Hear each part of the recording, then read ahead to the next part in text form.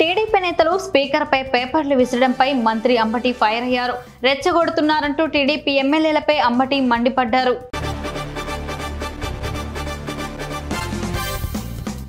కృష్ణా జిల్లా మచిలీపట్నంలో జనసేన పార్టీ కార్యాలయంలో జనసేన వీర మహిళా పత్రికా సమావేశం నిర్వహించారు.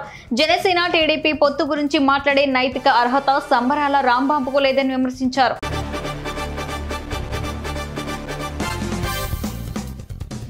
అఖిలపక్ష నేతల ఆధ్వర్యంలో రౌండ్ టేబుల్ సమావేశం నిర్వహించారు. సీఎం జగన్మోహన్ రెడ్డి రైతులను ఉత్తుత్తి మాటలతో నమ్మించి మోసం చేశారని గోపు సత్యనారాయణ తెలిపారు.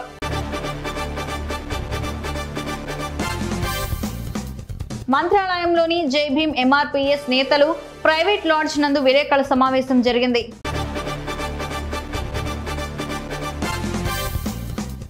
గృహ నిర్బంధం నుంచి చలో అసెంబ్లీకి బయలుదేరిన మాజీ శాసన మండలి సభ్యుడు రాజేంద్ర ప్రసాద్ ని ఉయ్యూరు పట్టణ పోలీసులు అడ్డుకున్నారు.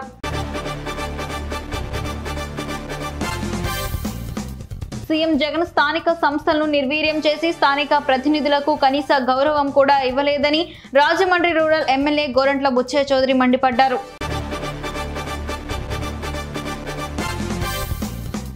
మాజీ సీఎం చంద్రబాబు నాయుడు జన్మభూమి కమిటీల పేరుతో పంచాయతీరాజ్ వ్యవస్థను నాశనం చేశారని మంత్రి Rajahmundry rural YCP coordinator Chelluboina Venugopal Krishna ఆరోపించారు.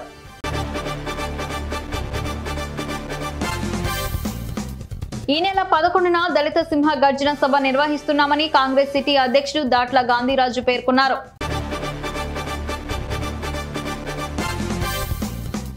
ఎన్నికల నిర్వహణ ముందస్తుగా మానవ వనరుల సమగ్ర వివరాలు క్రోడీకరించుకోవాలని తూర్పుగోదావరి జిల్లా కలెక్టర్ కె మాధవిలత స్పష్టం చేశారు.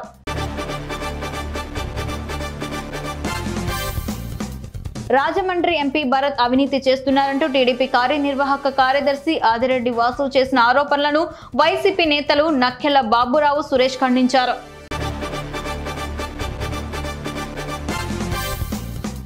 ఉద్యోగాలు ఇస్తానని అబద్ధమాడిన మోడీని గద్దె దించాలని సిపిఐ పార్టీ సీనియర్ నాయకులు జల్దీ భాగ్యశ్రీధర్ అన్నారు.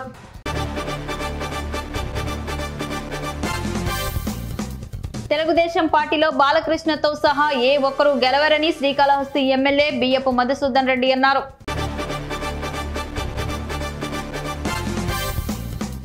చింతలపూడిలో సోమవారం టీడీపీ రా కదలిరా సభ ప్రాంగణంలో మాజీ ఎమ్మెల్యే చింతమనేని ప్రభాకర్ మీడియాపై చేసిన దాడిని ఆంధ్రప్రదేశ్ ఏలూరు నగర వర్కింగ్ జర్నలిస్ట్ ఫెడరేషన్ తీవ్రంగా ఖండించింది.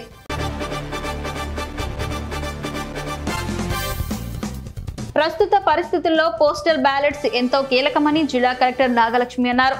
పోస్టల్ బ్యాలెట్ల తయారీ, జారీ, స్వీకరణలో ఎక్కడా చిన్న పొరపాటు కూడా రాకూడదని స్పష్టం చేశారు.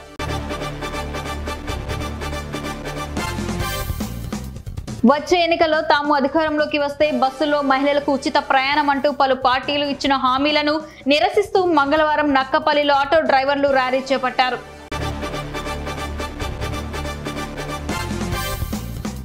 Badvel rural CA Vikramasimha, SI Ravikumar తనిఖీలు నిర్వహించారు. ఈ తనిఖీలో నెల్లూరు నుండి బద్వేలకు వస్తున్న ఆర్టీసీ బస్సులో ఒక వ్యక్తి వద్ద నుంచి 45 లక్షల రూపాయలు స్వాధీనం చేసుకున్నారు.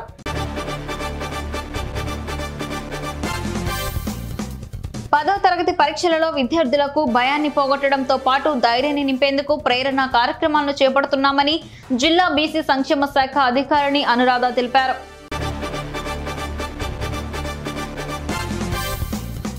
పిల్లల్లో రక్తహీనత అనారోగ్యానికి కారణమవుతున్న నులి పురుగులను నిర్మూలించేందుకు తగిన చర్యలు చేపట్టాలని జిల్లా కలెక్టర్ నాగలక్ష్మి అధికారులను ఆదేశించారు.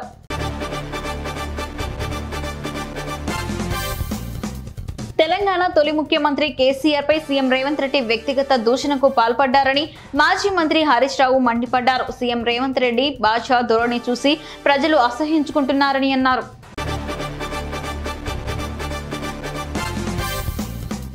చంద్రబాబుకి మతిపోయి మాట్లాడుతున్నారని, నియోజకవర్గ అభివృద్ధి గురించి, ఉత్తరాంధ్ర అభివృద్ధి గురించి మాట్లాడరు కానీ చంద్రబాబు పరిపాలనకి జగన్ పరిపాలనకి ఉన్న వ్యత్యాసం ఉందని బూడి ముత్యాల నాయుడు ఎద్దేవా చేశారు.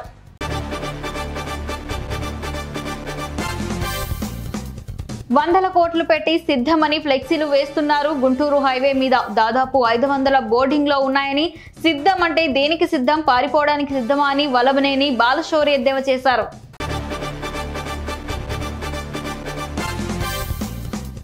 మెగా డిఎస్సి పేరుతో వైకాపా ప్రభుత్వం యువతను నిలువున మోసం చేస్తుందని జనసేన పార్టీ రాష్ట్ర ప్రధాన కార్యదర్శి నాగబాబు ధ్వజమెత్తారు.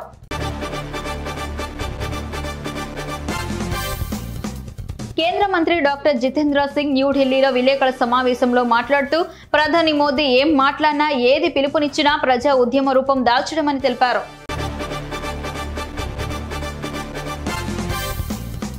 తమను ఆర్థికంగా, సామాజికంగా, రాజకీయంగా ఆదుకున్న రాష్ట్ర ముఖ్యమంత్రి వైఎస్ జగన్మోహన్ రెడ్డి అని, ప్రజలే కృష్ణుల్లాగా ముందుకు నడిపిస్తున్నారని మాజీ మంత్రి ఎమ్మెల్యే పేర్ని నాని అన్నారు.